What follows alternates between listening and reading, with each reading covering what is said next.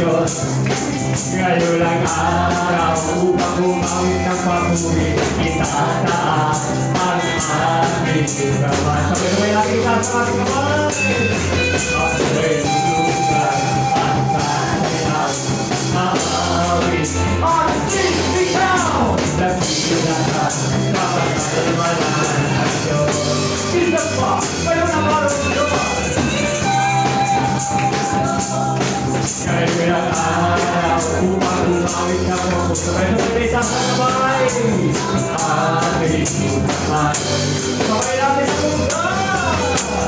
May lulugan at sasayaw, maawit ang ikaw. Nagsilakan, kapakalmanan ang Diyos.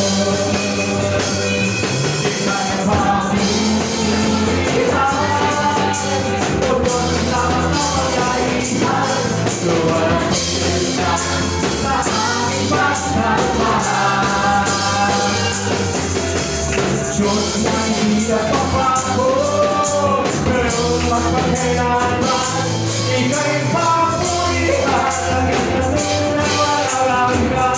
Isa pa, ngayon ang araw Diyos. Hallelujah! Nataiwan sa Panginoon, sabayan natin ang bansa. Ako'y lulugan at sasayaw, maawit ang ikaw. Nakita ka, karanal-banal ang Diyos. Ika'y papurihan, o Diyos na makapangyarihan. Luwalhatian ka sa aming pagmamahal. Diyos na hindi nagbabago, ngayon magpakailanman, ika'y papurihan, nagkakaroon ika'y papurihan. O Diyos na makapangyarihan, luwalhatian ka sa aming pagmamahal.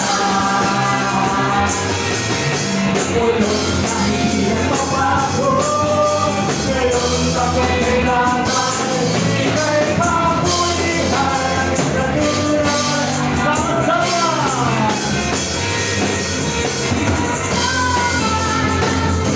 Purihan natin siya, sama-sama.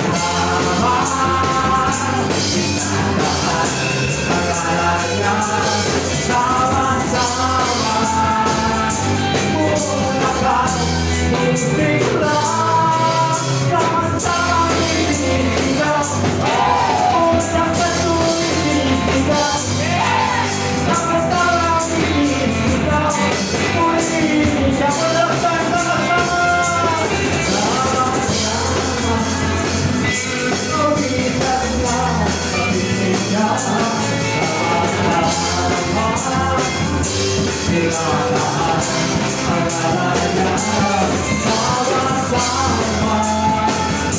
Pulakan, muntik lang, kamansamang iniigaw. Pulakan, iniigaw, sama-samang iniigaw.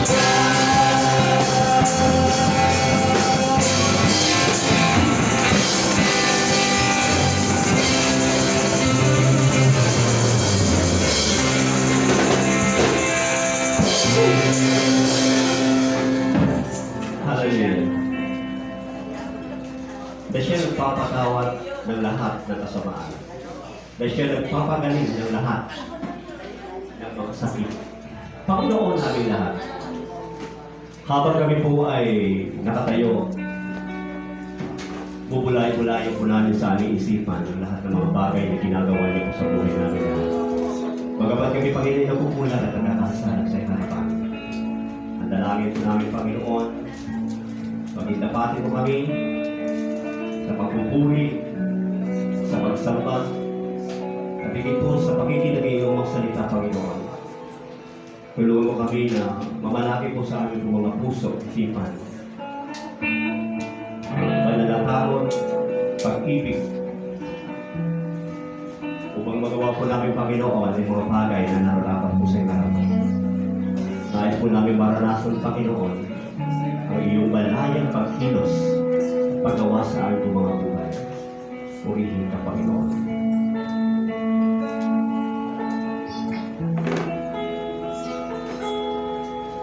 Nais ko ika'y maranasan, pagkilos mo'y aking inaasahan, pagkat sa'yo lang lahat man tunay na kaganahan. Nais ko ika'y maranasan, pagkilos mo'y aking inaasahan, ngayong bukas at kailanman pagsama ko'y iyanan. Walang hanggang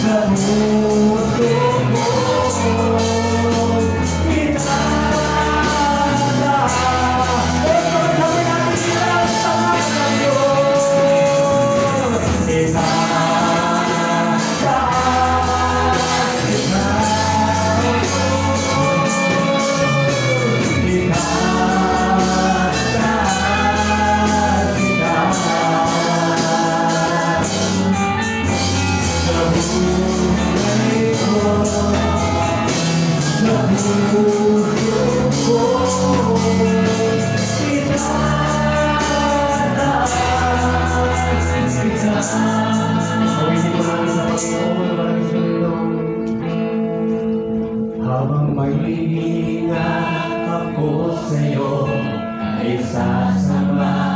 Tuloy natin pangako sa Panginoon. Habang mayroong lakas, pupurihin kita.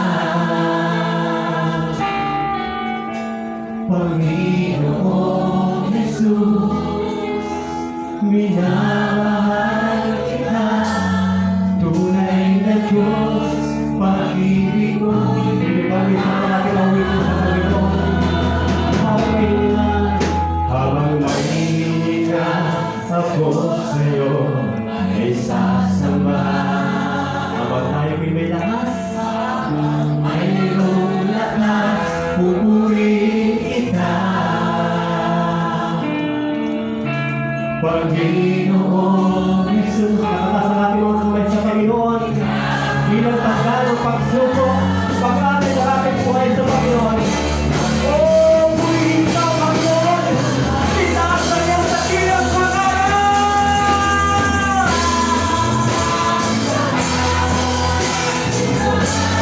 Napakabuhay mo! Dakilang ka, Panginoon!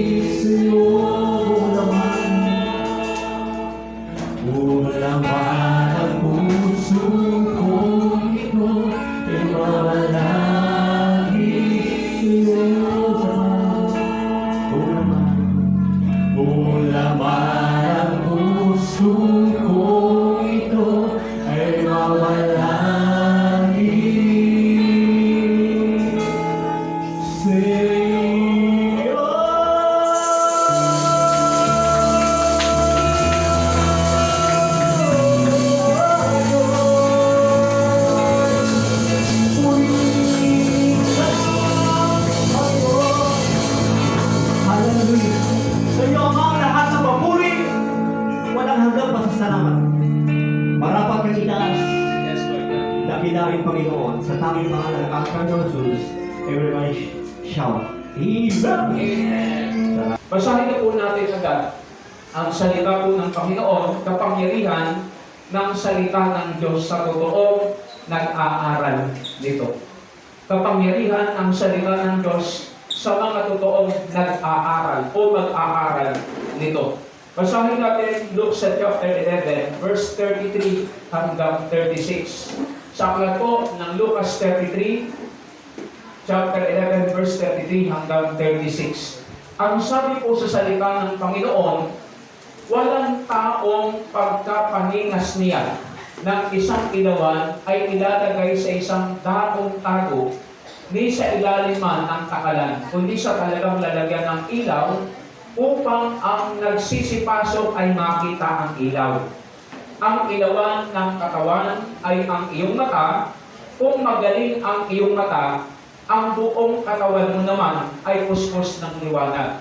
Dapat kung ito'y may sakit, ang katawan mo naman ay puspos ng kadiliman. 36, 35 and 36, masdan mo nga kung ang ilaw na nasa iyo ay baka kadiliman.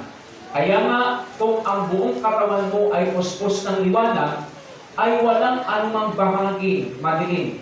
Ito'y lubos na mapupuspos ng liwanag, gaya ng pagliliwanag sa iyo ng ilawang may liwanag na maninig. Mapagpala po tayo ng salita ng Diyos natin po, mga kapatid, na nabasa at din po'y ating pong pag-aaralan.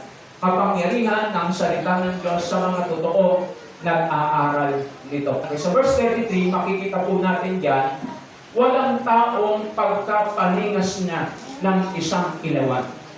Lahat ng nagsisindi ng ilaw, ang purpose ay makita ang ilaw. Maliwanagan.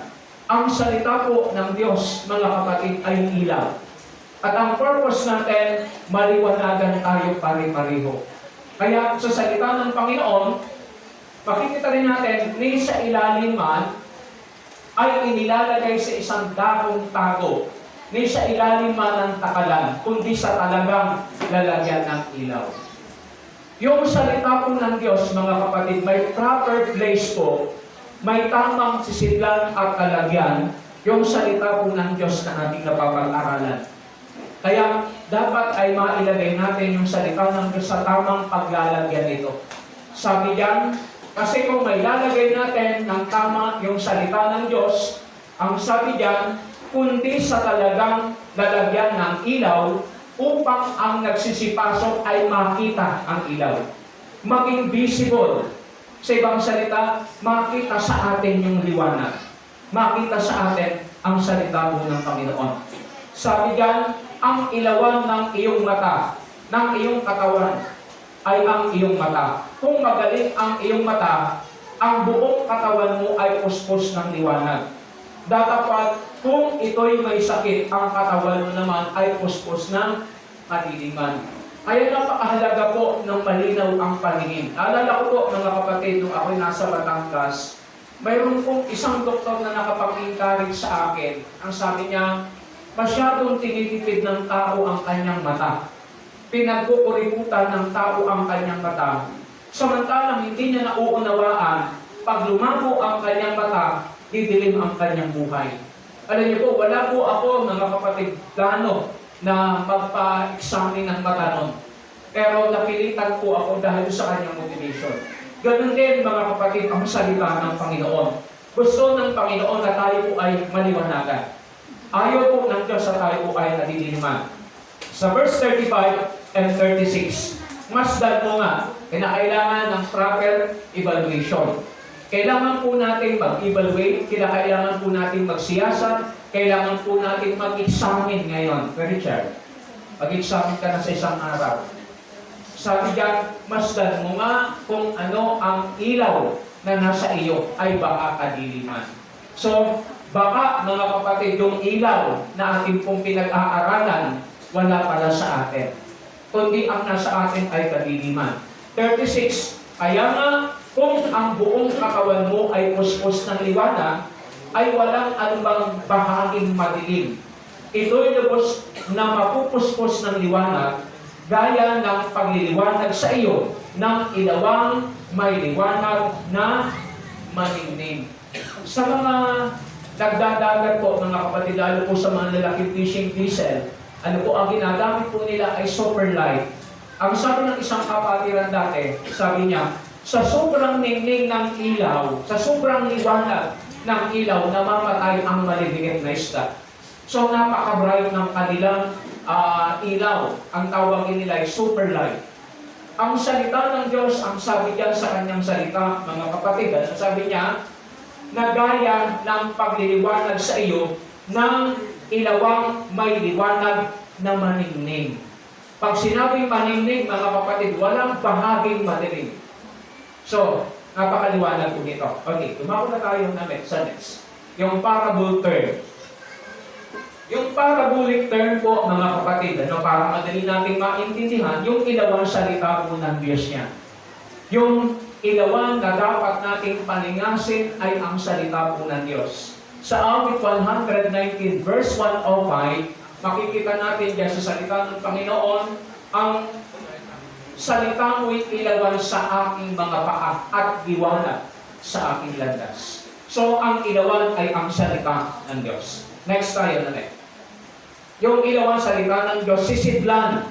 Tama na tayo po'y nagsusulat, tama na tayo po'y kumukuha ng picture para ma-review po natin. Sabi ko nga kay namin, isend ang ating pong PowerPoint sa ating GC para ito po ay nare-review natin. Mga kapatid, ang sisidlan po ng salita ng Diyos, may proper place, mayroon pong tamang sisidlan. Ang ginamit doon, mga kapatid, na sisidlang tago, nakatago, hindi nakikita. Pero ang tamang sisidlan ng salita po ng Panginoon, mga kapatid, ay ang ating puso at isip. Yung ating puso at isip, yan po, mga kapatid, ang tamang sisidlan ng ang salita po ng Panginoon. Basahin natin sa aklat ng Hebreo sa chapter 8, verse 10 hanggang verse 12.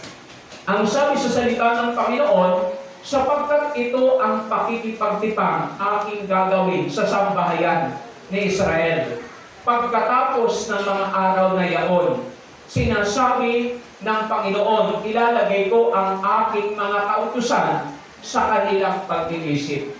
Sabi yan, sa salita po ng Panginoon, ilalagay ng Diyos ang kanyang salita sa ating pag-iisip at sa kanilang mga puso. Kaya dapat ang ating puso, hindi pusong bato. Kasi pag ang ating puso, pusong bato, mga kapatid, hindi po maitatala sa ating puso ang salita ng Diyos. Kaya, diyan sa salita ng Panginoon, sabi diyan sa kanyang salita, at sa kanilang mga puso ay aking isusulat ang mga ito, at ako'y magiging Diyos nila, at sila'y magiging bayan ko. Ang tamang sisidlan ng salita po ng Diyos, tama? Ilista po natin, isulat natin, picturean natin, isave po natin, pero ang tama pong paglalagyan ng salita po ng Panginoon para makita ito sa atin ay sa ating puso at sa ating isip. Dahil ang trabaho po ng Panginoon na ilagay sa ating puso at sa ating isip. Next tayo, damit. At ang sabi diyan, mata ng puso. Mayroon pong mata ang puso. Kaya mayroong kanta, love is blind. Kasi bakit ang love ay nagiging blind? Dahil hindi ginagamitan ng isip. Puro puso. Kaya sa salita ng Panginoon, yung mata, sabi niya, kung maliwanag ang iyong mata, ang iyong buong katawan ay magiging maliwanag. Yung mata, mga kapatid, ng ating pong puso ay ang ating isip. Basahin natin, Ephesians 1 verse 18. Ang sabi po sa aklat ng Efeso sa kabanata 1:8, yamang naliwanagan ang mga mata ng inyong mga puso. Ang isip natin, mga kapatid, ang binubulan ni Satanas. Aklat ng 2 Corinthians sa chapter 4 verse 4, na binulag ng Diyos ng sanlibutan ang mga pag-iisip. Kaya kung ang ating isip, mga kapatid, ay walang salita ng Diyos, yung ating isip ay kayang dayain, kayang bulagin ni Satanas. Kaya Yan ang salita po ng Panginoon, mga kapatid. Ano? Yung pong mata ng ating puso na dapat ay may pangunawa. Kasi dapat yung ating isip may pangunawa yan. Hindi dapat tayo kumikitin sa ating pong pangunawa. Kaya sabi ng awit 119 verse 144, bigyan mo ako ng pagkaunawa sa iyong mga kautusan, sa gayoy mabubuhay ako. Mahalaga yung unawa. Dahil pag naunawaan natin ang salita ng Panginoon, hindi tayo madadaya. Ang sabi sa salita ng yamang nagliwanag ang mata ng inyong puso upang maalaman ninyo kung ano ang pag-asa sa kanyang pagtawag, kung ano ang mga kayamanan ng kaluwalhatian ng kanyang pamana sa mga banal. Yung maunawaan natin, mga kapatid, yung ibibigay po ng Diyos sa ating pamana. Yung naiintindihan natin, yung mga provision ng Panginoon na matatanggap po ng bawat isa sa atin. Hindi po tayo, mga kapatid, bulag. Dapat mayroon tayong liwanag sa ating pong puso, mga kapatid, doon sa salita po ng Panginoon. Makikita natin, kung itatas natin ang pagbasa sa 2 Corinthians chapter 4, sa verse 4 hanggang 6, ang sabi doon, na binulag ng Diyos ng sanlibutan ang pag-iisip na mga hindi sumasampalataya upang sa kanila ay wag sumilang ang kaliwanagan ng Ebanghelyo sa mukha ni Jesucristo. So sa atin, mga kapatid, na mayroong salita ng Panginoon, ito po yung nangyayari at mangyayari pa sa atin. Verse 5, sapagkat hindi namin ipinapangaral ang aming sarili, kundi si Kristo Jesus na Panginoon, at kami ay gaya ng inyong mga alipin dahil kay Kristo. Yamang ang Diyos ang nagsabi, magningning ang ilawan sa kadiliman. Kailan, mga kapatid, nagkakaroon po ng liwanag pag yung salita ng Diyos ay naiintindihan natin. Sabi diyan, magningning ang ilaw sa kadiliman na siyang nagningning sa aming puso upang magbigay ng liwanag. Dapat sa ating isip, sa ating puso ay sumisilang ang salita ng Diyos. Upang yung kadiliman, mga kapatid, ay hindi po maghari sa atin. Upang yung kadiliman ay hindi maghari sa atin. Kasi kung ang kadiliman ay maghahari sa atin, ito po, mga kapatid, ang mangyayari sa atin. Hindi po nailagay dyan, Ephesians chapter 4 verse 18. Ganito ang sinasabi po sa salita po ng Panginoon. Sa aklat ng Efeso, sa kabanata 4, ang talata po ay 18. Sabi diyan, nasa kadiliman ng kanilang pag-iisip ay nangahiwalay sa buhay ng Diyos dahil sa angalang nasa kanila dahil sa pagmamatigas ng kanilang puso. Alam niyo po kung bakit napakatigas ang puso ng tao? Hindi niya naiintindihan ang salita ng Diyos. May mga tao na napakatigas ng ulo nila, napakatigas ng puso nila. Kasi wala pong nagpipenetrate, mga kapatid, na liwanag. Nalala ko po, mga kapatid, pag nagkaroon po ng landslide, pag nagkaroon po ng lindol, at yung po mga tao, mga kapatid, ay natabunan po ng building, mga kapatid, at nabuo sila, nalipos sila, mga kapatid, ng kadiliman. Alam niyo po, yung mga na-retrieve pala, bawal agad silang expose sa ilaw. Kasi pag galing ka pala, mga kapatid, sa dilim, tapos bigla ka makakakita ng liwanag, mabubulag ka. Wow, nakatanood ko ako ng isang rescue, mga kapatid. Sabi, takpan ng mata. Kasi yung liwanag ay nakakabulag kung galing ka sa dilim. Amen? Kung galing ka sa dilim. So, ang Panginoon, mga kapatid, ang gusto ng Panginoon magningning sa atin, mga isip, sa ating mga puso, ang salita ng Diyos. Pero yun po ang sinasabi ko sa literal yun. Sa espiritual, ang liwanag, mga kapatid, ay hindi po bumubulag sa ating pong isip, hindi po bumubulag sa ating puso. Dapat magningning sa atin ang liwanag para makita po sa atin, at para makita sa atin, ilagay natin sa tamang sisidlan. Balikan natin na ngayon, yung parabolic term. Ang ilawan, salita ng Diyos, ang sisidlan ng puso at isip natin, yung mata ng ating puso, hindi po dapat bulag. Dapat mayroong pangunawa yan. Mga kapatid, sabi diyan, dapat magliwanag ang salita ng Diyos sa puso, isip ng tao.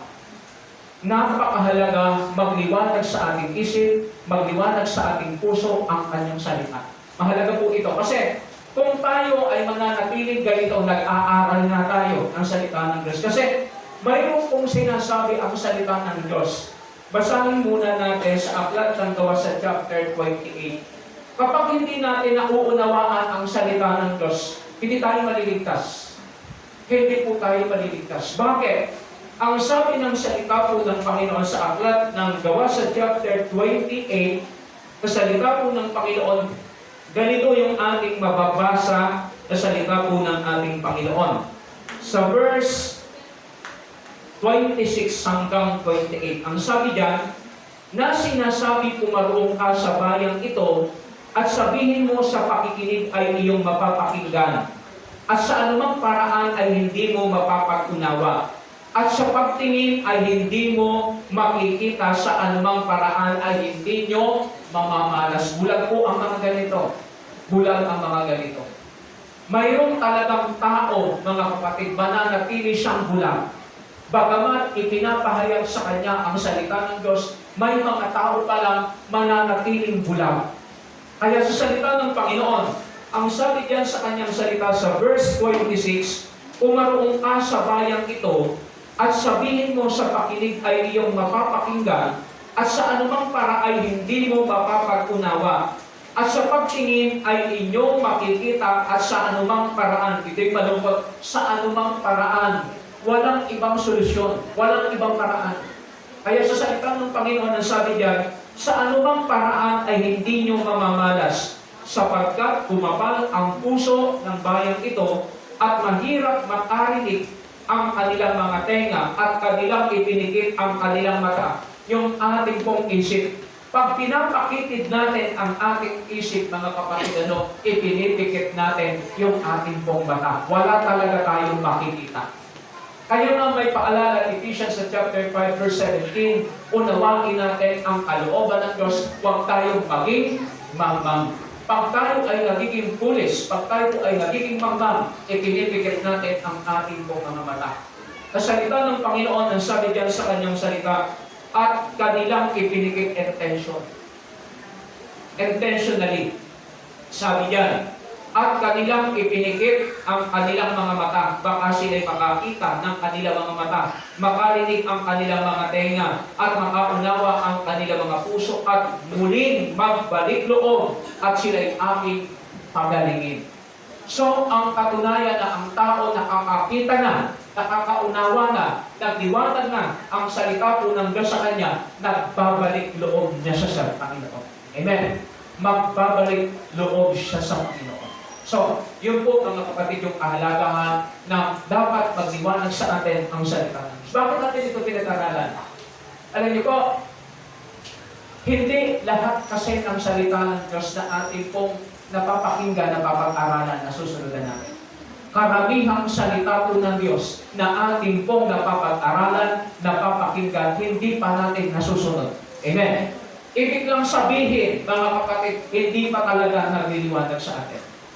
Kasi kung nagdiwanag na sa atin, mga kapatid, makikita na sa atin, ang sabi ng salita ng Diyos, inilalagay sa tamang sisidlan upang ang mga nagsisipason ay makita ang liwanag. Ano yung liwanag? Salita ng Diyos. Dapat ay makita sa atin yung salita ng Panginoon. Sa akin at sa atin po lahat. Kasi baka tayo po, mga kapatid, at didiliman din. Okay. Next tayo na rin. Kapangyarihan ng salita ng Diyos sa mga tumatanggap dito. Kapangyarihan ng salita ng Diyos sa mga tumatanggap dito. Doon sa salita po ng Panginoon. Inaalis ang kadiliman sa buhay ng tao. Lahat tayo may kadiliman. Noong tayo ay hindi pa sumisilang sa ating liwanag, sa ating isip, sa ating puso, meron tayong kadiliman. Ano po yung kadiliman natin? Opposite, mga kapatid, ng liwanag yan. Ephesians chapter 5, verse 8 hanggang 9. Hanggang 11 nga yan. Sabi po sa salita ng Panginoon, sapagkat noong panahon kayo'y kadiliman. Dati, nang tayo po hindi pa nag-aaral. Very natural lang sa atin yung tayo po ay nasa kadiliman. Sabi diyan, sapagkat noong panahon kayo'y kadiliman, dapat ngayon kayo'y kaliwanagan. Ang ganda. yung ating dating pamumuhay at yung ating bagong buhay kay Kristo. Yung ating dating pamumuhay, pag-uugali, at yung ating bagong buhay kay Kristo sa kaliwanagan na. Sabi yan, magsilakad kayo gaya ng mga anak ng kaliwanagan, sapagkat ang bunga ng kaliwanagan ay nabubuo sa kabutihan. Pero kung makikita sa atin kasamaan, kung ang ginagawa natin kasamaan, wala pa sa atin ang liwanag. Yung katuwiran, hindi nakikita sa atin ang katuwiran, kundi ang nakikita sa atin kalikuan. Mga kapatid, wala pa sa atin ang liwanag. At katotohanan. Kung wala sa atin ang katotohanan, siyempre ang nasa atin ay kasinungalingan. Kaya mga kapatid, ang sabi ng salita ng Panginoon, ang salita ng Panginoon inaalis sa atin yung kadiliman. Ano ang kadiliman? Balikan natin namin. Yung kadiliman, kasama, lahat tayo may kasamaan. Ano po yung kasamaan, mga kapatid natin? Alam natin po yung tama, hindi natin ginagawa yung tama. Ano ba ang kasamaan? Alam po natin yung kalooban ng Panginoon, sinusuway natin, nilalabag natin. Yan ang sinasabi ng salita po ng Panginoon. Kaya mga kapatid, meron tayong kasamaan. Isa pa, kalikuan. Meron tayong kalikuan, di tayo matuwid. Meron tayong kalikuan sa ating pong mga kalooban. And then ito, kasinungalingan. Marahil, mga kapatid, hindi tayo nagsisinungaling literal. Pero alam ko, lahat tayo ay nakapagsisinungaling. Papaano tayo nakapagsisinungaling na walang salita? Basahin po natin ang salita po ng Panginoon. Sa aklat, mga kapatid, sa salita ng Panginoon, sa aklat ng 1 John sa chapter 2, basahin natin ang salita ng Panginoon. Aklat ng 1 John sa chapter 2 sa verse 4. Sabi diyan, ang nagsasabing nakikilala ko siya at hindi tumutupad ng kanyang mga utos ay sinungaling. Sino ang sinungaling? Nagsasabing nakakilala siya sa Panginoon pero hindi siya sumusunod. Sinungaling po yan. Lahat tayo may kasinungalingan. Amen. Maraming taong nagpapatotoo, nagsasabi nung taong ganito, nakakilala kami sa Panginoon, pero hindi sumusunod. Mga kapatid, tayo po ay nagsisinungaling kapag hindi po natin tinutupad ang utos ng Panginoon. Kailangan tumupad tayo. Lahat tayo may kasinungalingan. Inaalis lang Diyos sa atin yan. Ang sabi niya sa salita ng Diyos, ang sino mang nagsasabi na siya'y nakakakilala sa Panginoon at hindi tumutupad sa kanyang utos. Yung ethical teaching na lang, mga kapatid. Malita po yan. Yan pong utos ng Panginoon, batas ng Panginoon sa suotan. Ginagana ba natin yan? Hindi. Pinagsisinungaling tayo. Kaya sa salita ng Panginoon, dapat maalis yan, mga kapatid. Dapat maalis sa atin yung kasinungalingan. Nagsasabi tayo, nagpo-profess tayo, nakakilala tayo sa Panginoon, pero hindi tayo sumusunod. Mga kapatid, kailangan po, alam po natin na sinungaling, dahil tayo mayroong ganito. Ang kasinungalingan, mga kapatid, ay hindi po makakatulong sa atin para po tayo pumasok. Liars, all liars will go to hell. Sabi ng Revelation chapter 21 verse 8. All liars, lahat ng sinungaling. Kasama po dyan si Satanas. At pati tayo ay mapapasama dyan. Pag nagsasabi tayo, nakakilala na tayo sa Panginoon, pero hindi tayo sumusunod, mga kapatid. Sinungaling po ang ganun. Matindi pong kasinungalingan yan. Yung tayo po ay nagsasabing nakakilala tayo pero hindi natin sinusunod ang salita ng Diyos. Balikan na natin ito namin. Paano aalisin ng Diyos sa atin, mga kapatid, ang kasamaan, kaliguan at kasinungalingan na yan? Sabi sa salita ng Panginoon, itaas natin sa verse 11 hanggang verse 13. Ang sabi diyan, huwag kayong makibahagi sa mga walang mapapakinabangang gawa ng kadiliman, kundi bagkos inyong sabatain. Paano aalisin ng Diyos sa atin ang ating kasabaan, ang ating kalikuan, ang ating kasinungalingan? Alangan, mga kapatid, hindi tayo sawayin. Mali ang ginagawa ng tao, pero ayaw niyang nasasaway. Nakikita ko nga yan, mga kapatid, kung magsuot ng short, kita na yung pisngi sa likod. Kaya kung papansinin natin, yan po, mga kapatid, pag nandito sa church, cellphone ng cellphone. Sino yung mga cellphone tayo ng cellphone? Andito tayo, nag-aaral tayo ng salita ng Diyos. Lalo sa mga yun, may mga yun akong sinasaway. Mga kapatid, napakahalaga sa atin. Alisin natin sa ating mga sarili yung kadiliman. At paano makaalis sa atin yung kadiliman kung babaliwalain natin ang mga ganyan. Ang salita ng Panginoon, sabi diyan, isa pa, kung talagang tayo nasa liwanag, hindi tayo umaayon sa mga ganyan. Narinig natin, mga kapatid, nag-aaral dito, kwentuhan din, kwentuhan doon. Sana, mga kapatid, kanina nag-umpisa tayo para tayong palengke. Hindi tayo church pa ganun. Kaya, mga kapatid, hindi dapat natin inuugali ang ganun. Yung kasamaan, yan mga kapatid, yung kalimuan natin, maliit man ito, malaki, kailangan mga kapatid, hindi tayo nakikiaya, pero nagkukwento. Tapos ini-entertain pa natin. Mga kapatid, sabi diyan sa kanyang salita, huwag kayong makibahagi sa walang mapapakinabangan gawa ng kadiliman. Ipinapangaral dito ang salita ng Diyos sa liwanag, kung ano-anong pinukwento natin, na hindi naman salita ng Panginoon. Mga kapatid, kadiliman yan. At kung may nagkukwento sa atin, huwag tayong makiayon. Sabi yan, kundi bagkos sa watain. Sapagkat ang mga bagay na ginagawa nila sa lihim ay mahalay na salitain man lamang. Dagapag ang lahat ng bagay pagkasawata ay itinatanyag ng kaliwanagang kinakailangan sinasaway.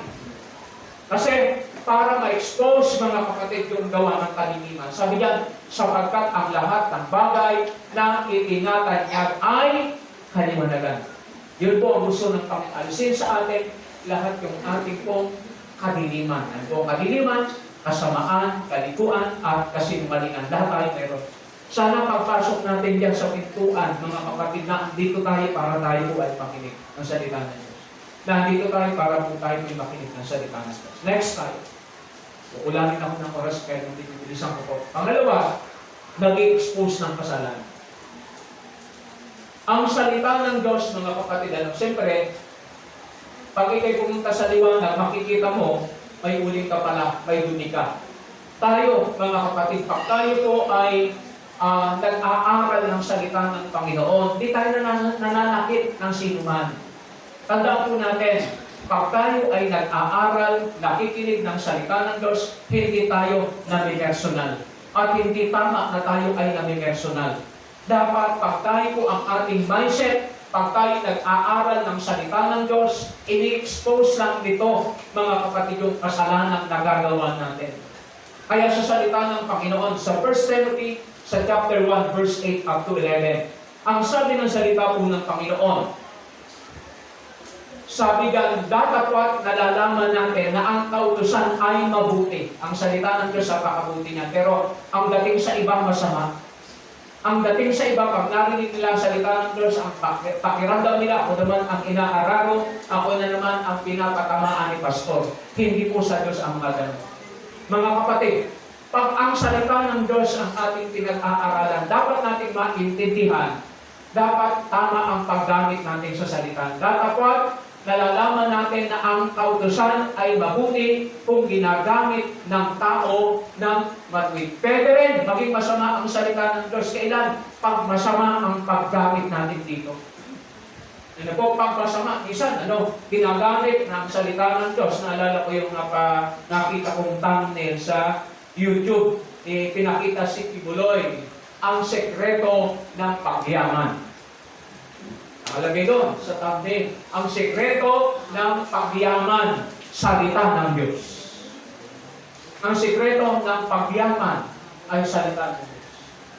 Meron ako narinig, sabi niya, pinagkalisan daw siya ng Amerika, ng Pilipinas, papatayin siya. Kung talagang son of God siya, mga kapatid, dapat di siya natatakot. Kaya sa salita ng Panginoon, alam natin, mga kapatid, dapat tama ang paggamit ng salita. Yamang nalalaman ito, ang kautusan ay hindi ginawa dahil sa taong matuwid. Ang salita ng Diyos ay hindi para sa mga matutuwid. Kaya kung tayo po ay walang kasamaan, kung tayo ay walang kalikuan, kung tayo ay walang kasinungalingan, hindi natin kailangan ng salita ng Diyos. Tayo, kailangan natin pari-pariho ang salita ng Diyos. Kasi ang salita ng Diyos ay hindi para sa mga matuwid. Ang salita ng Diyos, ang sabi niya, kundi sa mga kundi sa mga walang kautusan. Yung salitang walang kautusan, hindi nag-aabide, hindi sumusunod. Ang mga Israelita, sila po yung binigyan ng Diyos ng kautusan ng Diyos, pero hindi sila nanatili sa tipan ng Diyos. Sinabi niya sa aklat ng Hebrews sa chapter 8. So yung walang kautusan, ito po yung mga gugulo. Ginugulo yung pananampalataya ng ilan. Kagaya po ng mga kapatid ni Meneo, ni Pilito, ni Hermogenes, ni Alejandro, mga kapatid, makikita natin, kagaya po sa panahon ni Moises. Dahil sa masasama, sa mga makasalanan, dahil sa mga hindi banal, sa mga mapaglapastangan, dahil sa mga nagsisipatay sa Ama. Ito, makikita natin, no? Tindi nito.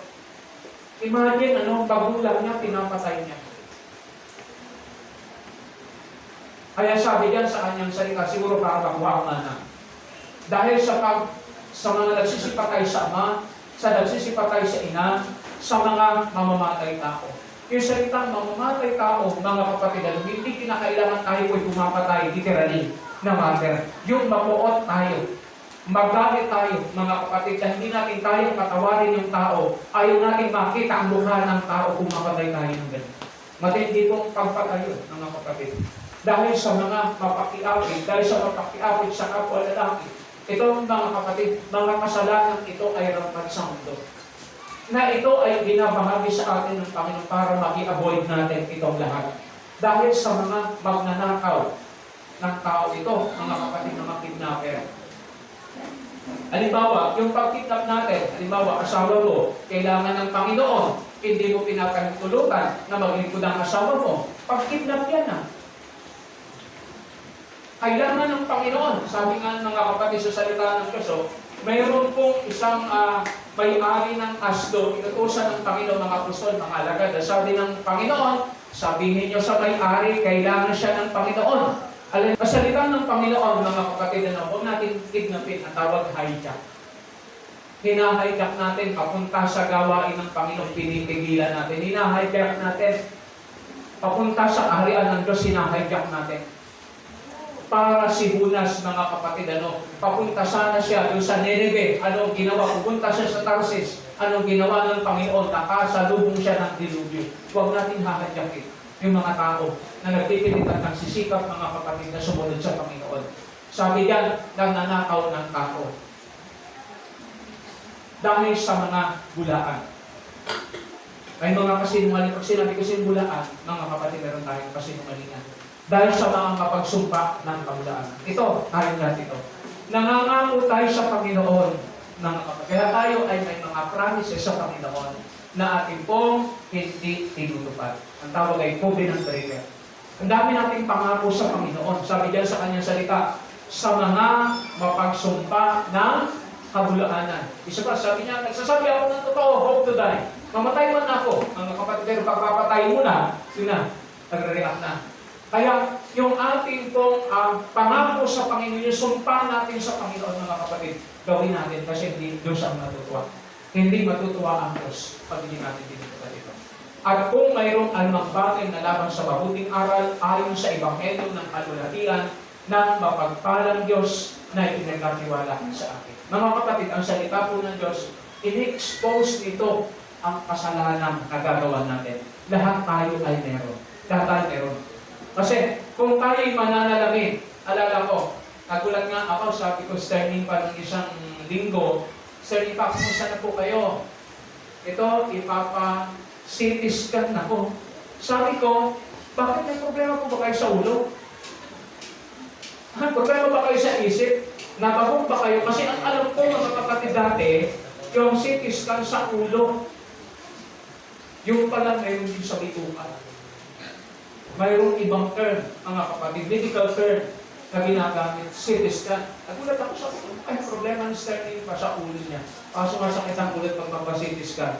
Mga kapatid, sa salita ng Panginoon, yung salita po ng Diyos ay nag-i-expose sa mga kasamaan natin lahat. Lahat tayo meron.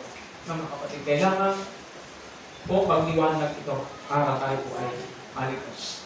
Next tayo. Tatlo, nagpapakita ng totoong kalagayan ng kaluluwa. Yung salita ng Panginoon, ito yung sinasabi ko kanina, Sabi ko nga kay Sterling pa, kumusta na po ang x-ray nyo? Kumusta na po ang laboratory nyo? Babasahin pa ng doktor mamaya. Alam niyo po, mga kapatid, pag dumaan tayo sa salita ng Diyos, makikita natin, mga kapatid, yung ating pong talagang kalagayan sa kaluluwa, yung spiritual status natin. Basahin na natin ng ito kung nailagay ko. Hebrews chapter 4 sa verse 12. Wala. Okay. Sa salita ng Panginoon, mga kapatid, ang sabi ng aklat ng Hebrews chapter 4, ang salita ng Diyos ay buhay, matalas, kaysa dalawang talim ng tabak na tumatagos sa paghiwalay ng kaluluwa at espiritu na marunong kumilala ng haka at pag-iisip ng mga puso. So, yung salita ng Diyos, mga kapatid, magpapakita ito ng ating totoong kalagayan sa espiritual. Okay. Unang kalagayan ng kaluluwa ng tao, hindi po natin pinag-uusapan yung kalagayan natin, mga kapatid, sa ating pisikal. Pinag-uusapan po natin yung kalagayan po ng ating pong espiritu at ang ating kaluluwa, natural na tao. Pag sinabing natural na tao, wala pang salita ng Diyos. Ang term na ginamit sa ating pag-aaral sa Bulacan, alam yan, empty natural spirit. Ibang salita, walang salita ng Diyos. Natural na tao yan, mga kapatid. Kaya yung taong wala pang salita ng Diyos, natural na tao ang tawag. And then, mga kapatid, letter B, ito, carnal na Kristiyano. Kristiyano siya pero carnal siya. Ano mo yung carnal na Kristiyano? Makalman, makatao, makasanlibutan. Pero Kristiyano siya. Mga kapatid, ang tawag dyan ay carnal na Kristiyano. Yung Kristiyano makalaman, yung Kristiyano makatao, yung Kristiyano makasanlibutan. Alam ko, karamihan churches ang ginagamit po nila prosperity gospel. At nakakalungkot, mga kapatid, mas mararami silang member. Napakarami po nilang member at international pa. May nagulat nga ako, mga kapatid, sa 50 most heretic pastor in America. Napakarami, mga kapatid. Sa Pilipinas din, ang dami. Sana, mga kapatid, ang church natin, huwag mapabilang doon. Sabi yan, mga kapatid, carnal na Kristiyano. Alam niyo po ang carnal na Kristiyano? Pag ang pag-uusapan po kaluluwa, wala po siyang gana. Amen. Pag ang pag-uusapan, yung ikalalakas ng kanyang kaluluwa, hindi siya interested. Wala siya po, mga kapatid, gana. Hindi po siya interesado. Pag ang pag-uusapan, mga kapatid, ay pang-espiritual. Pero kung ang pag-uusapan, pang-mundo, paano imaman, paano maging sikat, paano ka magtatagumpay, yan, very attentive yan. Very active. Kaya, mga kapatid, yan po yung carnal ng Kristiyano. Ang laging gusto niya pong pag-aralan, pagpapala. Ayaw po nila, mga kapatid, na mga sawari. Ayaw po na mga paalala. Ayaw po na sila po ay nasasaktan. Ang tawag po dyan, mga karnal na Kristiyano. Ayaw po nila na sila po ay tinatamaan ng salita ng Diyos. Ayaw na ayaw nila yan. Pag tinamaan sila ng salita ng Diyos, hindi a-attend yan. Huwag kang kapatid. Mga kapatid, Kaya sa salita ng Panginoon, hindi naman po, mga kapatid, ang may problema, preacher. Bakit? Alam ba ng preacher ang mga ginagawa natin? Nasasaktan ang tao sa salita ng Panginoon dahil meron siyang gawang against sa kautusan ng Diyos. Kaya sa salita ng Diyos, makikita natin, makalaman, makatao, makasanlibutan. Lahat tayo ay ganito. Kaya, mga kapatid, yan, karnal na Kristiyano. Karamihan yan, ayaw po nilang mapapakinggan. Yung nananaway, nagpapaalala, kinakailangan ina-applause ka, kinakailangan, mga kapatid, pinupuri ka, kinakailangan, mga kapatid, hindi masasaktan. Alam niyo po, hindi po ganyan, mga kapatid, ang dapat nating standard. Okay, let us say, baby Christian. Mga bata pong Kristiyano na ipanganak ito. And then, let us say, immature baby Christian. Basahin natin ito, kung meron. 1 Corinthians. Kasi siya na kayo, English po ito. Kasi, minsan nagkakaproblema po, mga kapatid, yung laptop. Ang sabi ng salita ng Panginoon, 1 Corinthians chapter 3, verses 1 to 4. Sabi niya, ako nga, mga kapatid, ay hindi makapagsalita sa inyo ng tulad nga sa Espiritu, kundi nga sa laman, kagaya ng mga bagong panganak kay Kristo.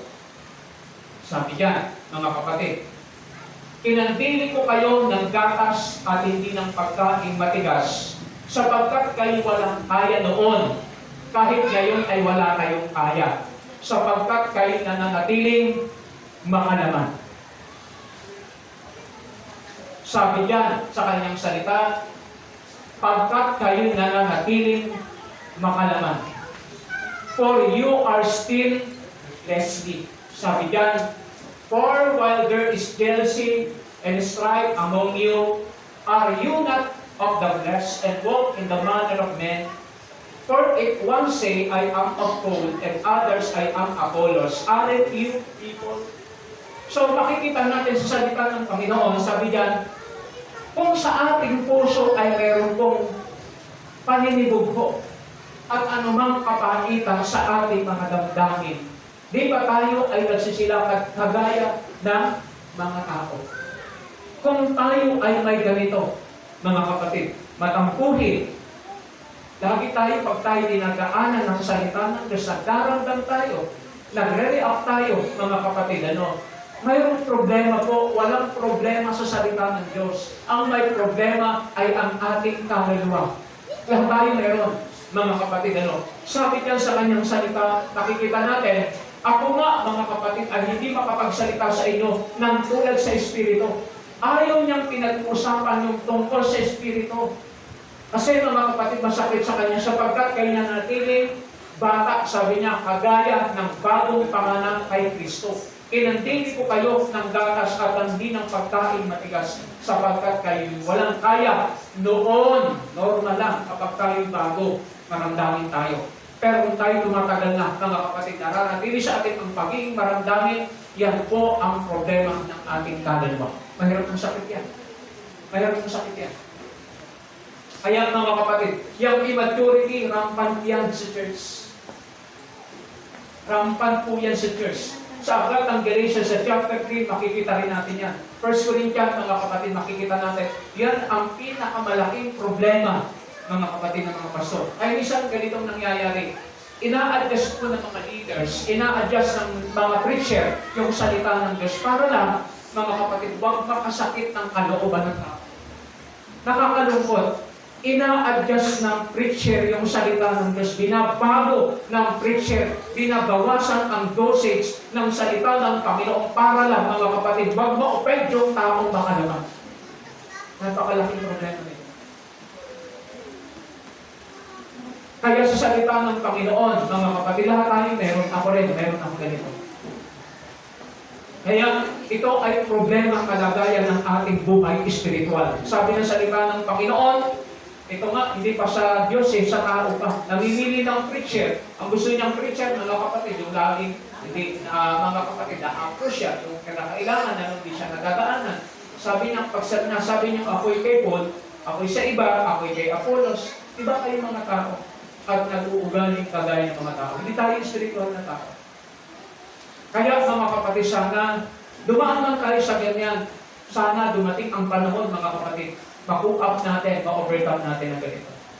Pag tayo nadaanan, hindi tayo aaten. Ang salita ng sino na-apektuhan? Alam niyo po, pala mga kapatid, minsan ganito, napakinggan ko po ito sa isang doktor, pero hindi ko po nire-recommended ito sa atin. Halimbawa, mga kapatid, ang binigay ko sa ating prescription na gamot ay 7. Ininom natin 3. At damdam natin, malakas na tayo, mga kapatid. Hindi na natin itinuloy hanggang 7, 4 ang di natin nainom. Mga kapatid, hindi tayo gagaling. Yung salita ng Diyos, mga kapatid, kinakailangan ma-absorb po natin ito. Okay, next slide. Bilisan lang natin. Immature baby Christian. Daming ganito, mga kapatid. Ito, letter A, growing Christian. Sa mga lumalagong Kristiyano, sa mga lumalagong Kristiyano, sana bilang tayo sa mga lumalagong Kristiyano. At ang paglago ng ating kaluluwa, mga kapatid, ay hindi po, mga kapatid, yan ng instant. Hindi po yan, mga kapatid, instant. Kagaya po ng instant noodles. Basahin nga natin namin sa Amos chapter 8, verse 11 to 14, kung meron ako nailagay.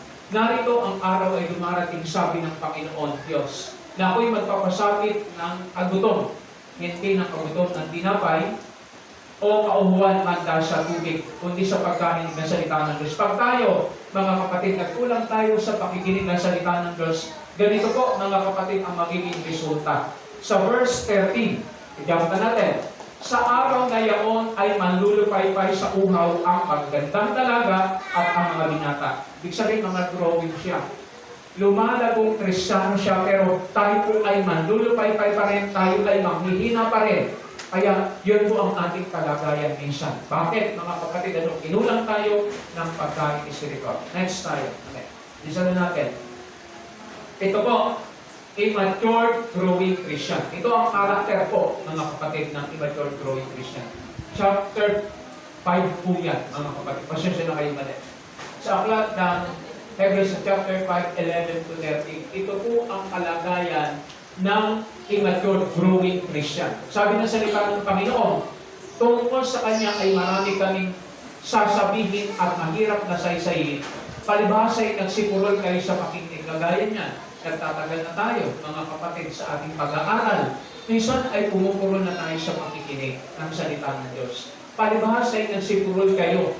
Ibig sabihin, wala na tayong interes sa pakikinig. Sapagkat nang kayo'y nararapat ng maging guro dahil sa dapat pastor na, dapat worker na, dapat manggagawa na, mga kapatid. Pero ang kalagayan, sabi niya, sapagkat nang kayo'y nararapat ng maging mga guro dahil sa kaluwatan. Hindi po, mga kapatid, nagpukontra ang salita ng Diyos. Maglalagay ang Panginoon, hindi mga baguhan. Yan ang isa, mga kapatid, not lumis. Hindi po baguhan. Dapat ang ilalagay ng Diyos ay mga matagal na, mga datihan. Pero ang problema ito, mga kapatid, sapagkat nang kayo'y nararapat ng maging mga guro dahil sa kaluwatan, ang tagal na. Dapat pastor na, dapat manggagawa na. Pero ang problema, mga kapatid, ay muli kayong nangangailangan na kayo'y turuan hinuman ng mga unang simulain ng aral ng Diyos na tulad sa mga nangangailangan ng gatas at ng hindi pagkain matigas. So, yung pong immature growing Christian, dapat leader na, dapat worker na, dapat, mga kapatid, ay nagagamit na ng Panginoon para magturo. Ito pang panggulo. So, sa salita po ng Panginoon, makikita natin, diyan sa kanyang pong salita, ito po yung malaking problema. Sabi niya, at hindi ng pagkain matigas. 13, sapagkat bawat tumatanggap ng gatas ay walang karanasan sa salita ng katwiran, sapagkat siya isang sampo. Dapat, mga kapatid, sabi ko nga kayo medyo, kailangan po natin ng praise and worship leader sa ulipanan. Kailangan natin ng mga magagawa, mga kapatid. Loobin ng Panginoon na yung summer, makapag-umpisa po tayo. Yung mga matatagal na, mga kapatid, dapat ay nag-take tayo ng responsibility. Kasi kung hindi tayo mag-take ng responsibility, hindi naman tayo pwede maglagay ng baguhan. Dapat ang ating ilagay, mga kapatid, meron talagang capacity, may kakayanan. Ang tawag nga po yan yung hinog sa panahon. Ano po yung hinog sa panahon? Sabi niya, sa kataganan, sa kaluwatan. Dami na natin po mga na-experience sa Panginoon. Kaya sapat siguro yan, mga kapatid, para tayo. Hindi ko nga kay Brother Wilson, sana mag-take ako ng isang gawain sa Panginoon. Isang kongregasyon sa Panginoon. Hindi sa akin, sa Panginoon. Kailangan po natin, habang tayo tumatagal, mga kapatid, dapat ganun tayo. Yun dapat ang katangian natin. Kasi kung hindi tayo mangyayari sa atin yan, babagsak tayo, immature tayo. Tayo, mga kapatid, kaya na kailangan na nag-take tayo ng responsibility. Okay, ako naintindihan natin yan. Letter G. Mature Christian. Ito po ang karakter ng mature Christian. Sa Hebrews chapter 5, verse 14. Sabi po sa salita ng Panginoon na meron na tayo. Hebrews 5, verse 14. Sabi na salita ng ngunit ang pagkaing matigas ay sa may ulam. Kahit ang ipakain mo dyan, mga kapatid, kahit nasasaktan niya, kahit kung masagasaan mo yan, mga kapatid, wala pong reaction yan.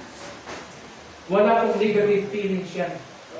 Kaya sa salita ng ngunit ang pagkaing matigas ay sa may ulam, sa makatwid ay sa pamamagitan namihasa. Ano salitang pamimihasa? Ano salitang pamimihasa? Nasanay na sila. Pero yung tao sasanayin mo, ang laging naririnig niya, pinupuri mo siya, mga kapatid, itinataas mo siya. Pag nakarinig ng paalala yan, pag nakarinig ng sawayan, mga kapatid, mamupulod ko yan. Kaya po, pasalita ng Panginoon, pag tayo ay lumalago ng espiritual, mga kapatid, sabi niya, ang kinakain natin ay hindi na po yung pagkain ng lugaw at gulay. Kundi, sabi niya, ang pagkain matigas ay sa may gulang, sa makatwid ay doon sa mga sa pamamagitan ng pamimihasa. Yung namimihasa tayo, sinasanay natin yung ating sarili, ang pagkain natin ay yung pagkain matigas. Alam niyo po, sa ibang bansa, hindi naman po kanin ang pagkain nila. Lalo po, mga kapatid dyan sa Europe, ang kinakain po nila, tinapay. Meron nga na-share si Andre. Rinig ko na po kwentuhan sila. Sa ibang bansa, pag na-share niya ata yan, sa ibang bansa, matatasa mga tao doon. Kasi ang kinakain po nila, mga kapatid, tinapay. So, makikita natin, nasanay kasi tayo, mga kapatid, ang pagkain natin ay kanin. Ano po? Kahit saan tayo pumunta, Kuya Eric, kahit nasa ibang bansa, walang kanin doon, naghahanap tayo ng kanin. Kasi doon tayo nabihasa, doon tayo nasanay. Nalala ko nung tayo kalalabas pa lang ng Bulacan. Pinahanap natin yung lugaw eh. Amen. Kasi nasanay tayo, mga kapatid, dahil pinakain natin, yung sinasabi ko literal. Kaya sabi nga na rin nakaraan, dito na tayo kumain sa chapel kasi may lugaw sila. Minsan mga kapatid, hinahanap po natin yung kinasanayan natin. So, ang may gulang sa espiritual, mga kapatid, sanay po silang kumain, mga kapatid, ng pagkain matigas. Kaya maninibago ka, umattend ka sa isang fellowship ng laging pag-uusapan, mga kapatid, pinupuri, itinataas sa pag-uusapan yaman, maninibago ka.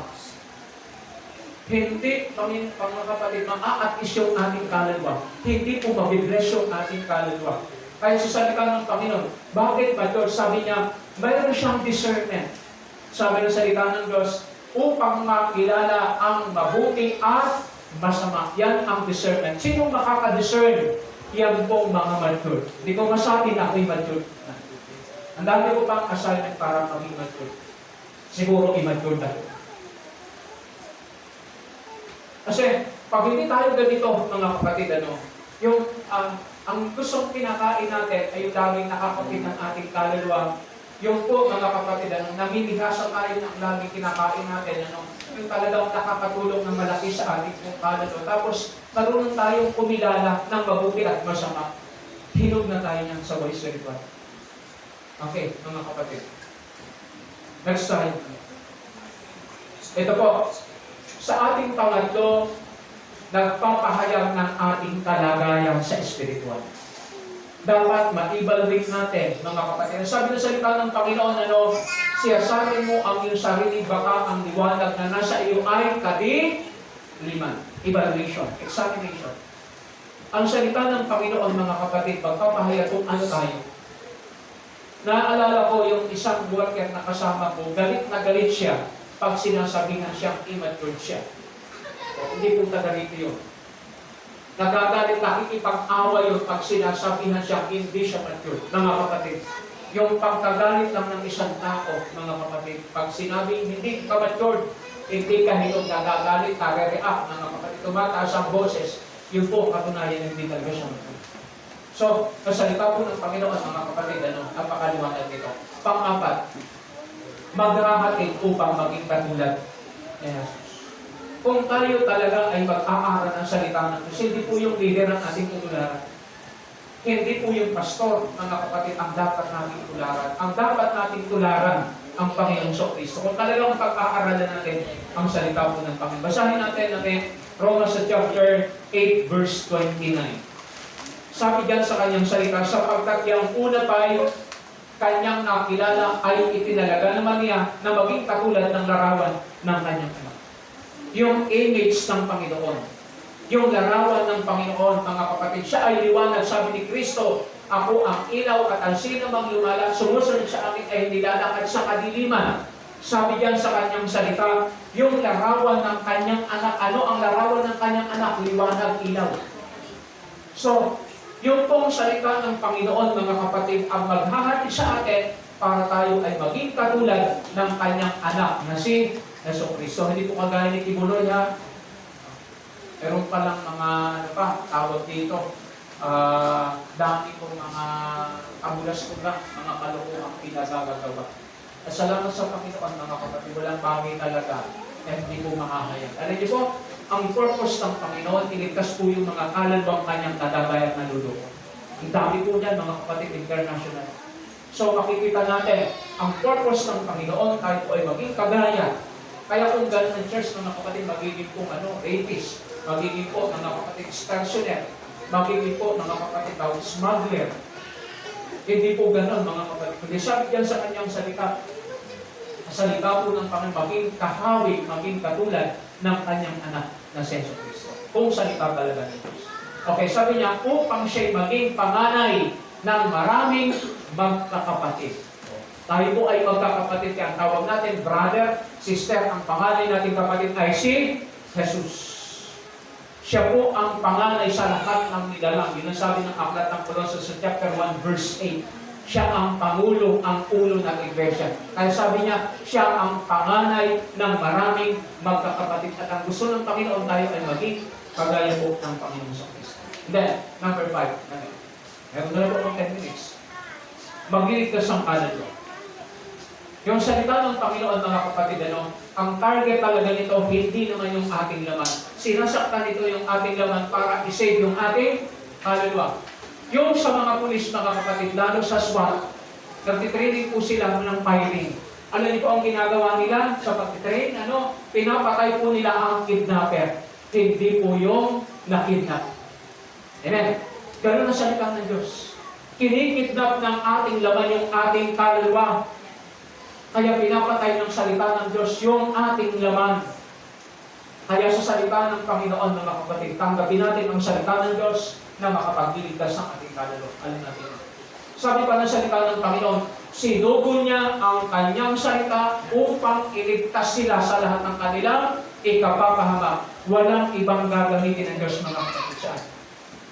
Salita lamang ng Diyos. At yung salita ng Diyos, dapat naliliwan natin tayo sa salita po ng Panginoon. Kaya, hindi tayo sa ating pangangaral, sa ating pagtuturo, hindi tayo kagaya ng ibang churches, mga kapatid.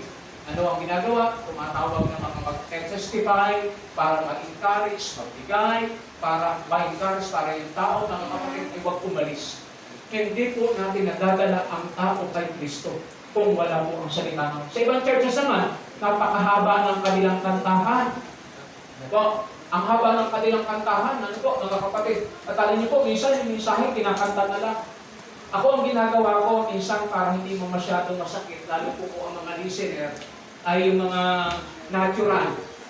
Kagaya kahapon, kinukot ko yung mga lyrics ng kanta. Na meron naman, mga kapatid, kinukuha ko lang halimbawa. Kaya po sa salita ng parang dating sa kanila, mga kapatid, ay hindi, pero mayroong biblical basis pa rin. Kaya dapat nating tanggapin yung salita ng Diyos. Okay, next na tayo. Basahin ko na lang po itong mabilis. Pangalawa, namin.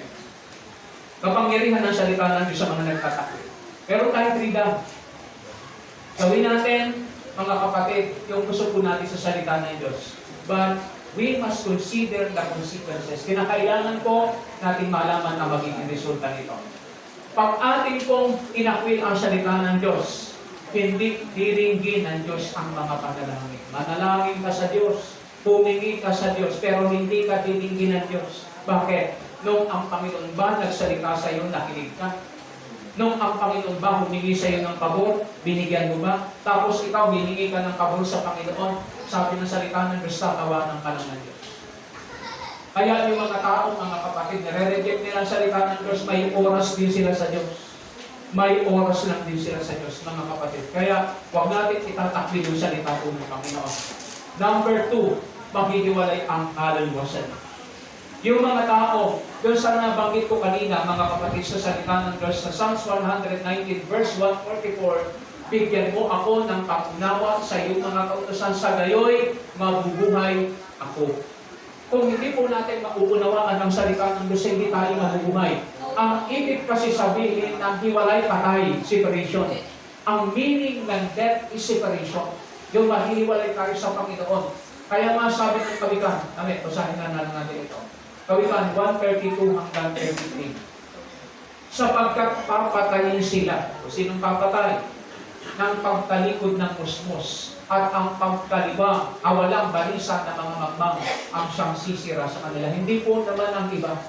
Yung pag-response natin sa salita po ng Panginoon. Imagine, tatanggihan mo ang buhay. Wala pong ibang makagagaling sa atin kundi ang salita ng Diyos. Bagamat ang salita ng Diyos nakakasakit sa atin. Wala po, mga kapatid, ibang makakatulong sa atin kundi ang salita ng Diyos sa atin. Kung kalma, bagamat ang salita po ng Diyos nakakasakit sa atin.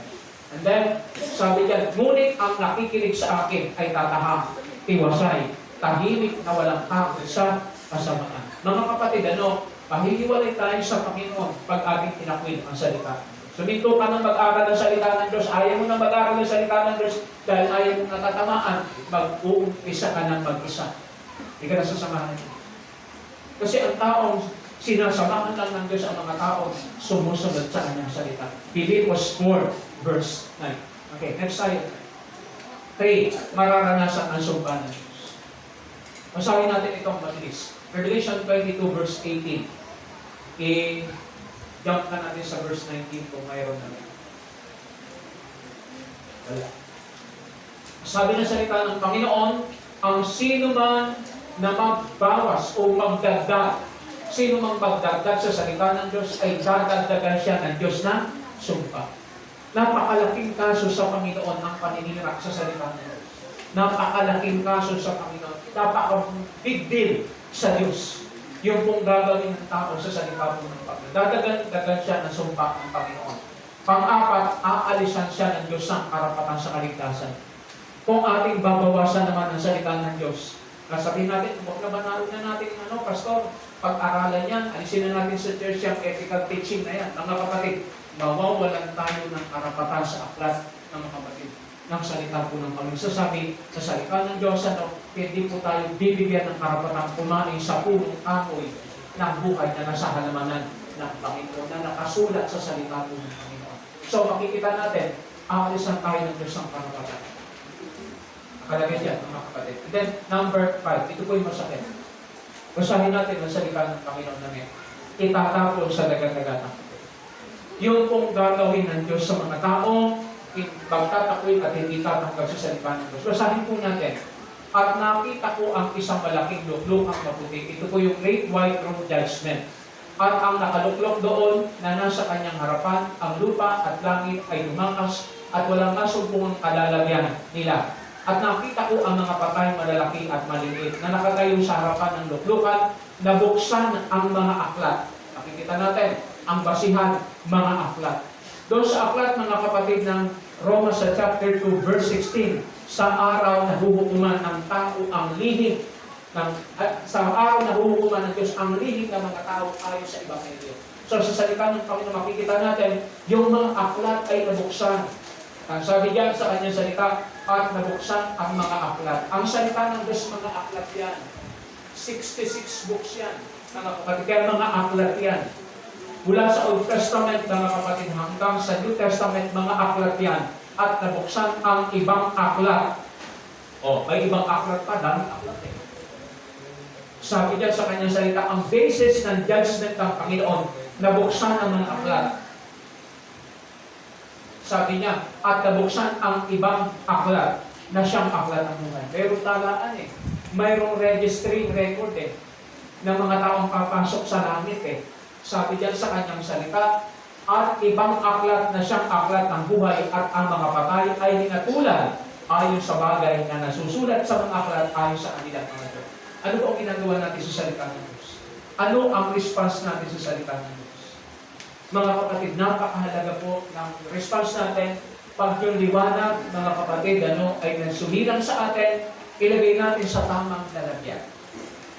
Saan po natin ilalagay, mga kapatid? Sa puso at saka sa isip natin. Para makita po ito. At lahat ng ginagawa natin, sabi ng aklat ng Mateo 15, verse 8 and 9, lahat ng lumalabas sa tao ay nanggaling sa kanyang puso. Sa aklat ng awit 119, verse 11, iningatan ko ang iyong salita sa aking puso upang huwag akong magkasala laban sa iyo. So, pag ang salita po ng Diyos iningatan natin sa ating lalagyan, sa ating puso, mga kapatid, hindi tayo gagawa ng anumang ikapapahamak natin. Sabi diyan, at ang mga patay ay hinatulan ayon sa bagay na nasusulat sa mga aklat ayon sa kanilang mga gawa. Ito ay ang pag-response natin sa salita po ng ating Panginoon. Sa verse 13 hanggang 15 namin. At ibinigay ng dagat ang mga patay na nasa kanila at binigay ng kamatayan at ang Hades ang mga patay na nasa kanila at tinatulan ang bawat tao ayon sa kanilang mga gawa. At ang kamatayan at Hades, yung impyerno, mga kapatid, ilinulid din sa dagat ng apoy. Sabi diyan, at ito ang ikalawang kamatayan sa mga kapatid ay ang dagat ng apoy, kung ang sino man ay hindi nasumpungan nakasulat sa aklat ng buhay. Sino po ang hindi nakasulat? Yung mga taong nilalapastangan nila, hindi nila sinusunod ang salita ng Diyos. Hindi po yan nakasulat sa aklat ng buhay. Kaya po, mga kapatid, napakahalaga magliwanag sa atin ang salita ng Panginoon. Summarization po natin. Ang totoong tumatanggap sa Panginoon ay tumatanggap sa salita ng Diyos. Huwag natin sabihin tinanggap natin si Jesus na tinatakwil natin ang kanyang salita. Ngayon po, na-conclude, hindi po marami ang tumanggap na sa Panginoon. Hindi po marami. Kasi kung ang tao ay tumanggap na totoo sa Panginoon, dapat tinatanggap din ang salita ng Diyos. Sinusunod din, nagsisikap, nagpipilit ang taong sundin ang salita ng Diyos, bagamat mahirap. Sabi diyan, at nagsasapamuhay ay ito ang maliligtas. Lesson na lang tayo. Sa lesson natin, ito po, mga kapatid, ang nag-iingat ng utos ay nagpapahalaga sa ano. Ang salita ng Diyos, ang kanya po, mga kapatid, target ay yung ating kaluluwa. Ang nag-iingat ng utos ay nagpapahalaga sa kaluluwa. Basahin na lang natin ito, Proverbs 19, verse 16. Ang nag-iingat ng utos ay nag-iingat ng kaluluwa. Huwag nating sundin ang salita ng Diyos. Sinisira natin ang ating sariling kaluluwa. At kung ating kaluluwa sira, mga kapatid, yung ating kaluluwa itatapon sa dagat-dagat ng apoy. Kaya yung mga gamit na sira-sira na, mga kapatid, sinusunog na. Amen? Yung mga distorted na kaluluwa, mga kapatid, yung mga wasak na kaluluwa, nawasak po ng diablo dahil hindi iningatan ng salita ng Diyos, hindi nagpahalaga sa kaluluwa, yan po yung itatapon sa dagat-dagat ng apoy. Ang nag-iingat ng utos ay nag-iingat ng kaluluwa. Ngunit ang walang babala sa kanyang lakad ay mamamatay. Salamat! Binibigyan tayo ng Diyos ng babala. Binibigyan tayo ng Diyos ng warning para tayo ay huwag maitapon sa dagat-dagat ng apoy. Mga kapatid, mahal tayo ng Diyos.